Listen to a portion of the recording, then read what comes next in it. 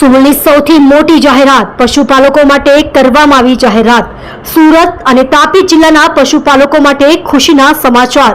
સુરત સુમુલે પશુપાલકો માટે બોનસની જાહેરાત કરી।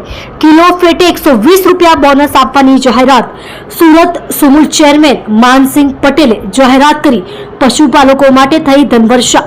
સુરત અને તાપી જિલ્લાના પશુપાલકોને 400 કરોડ રૂપિયા બોનસ મળશે। Jayesh Patel, director Sumul dairy.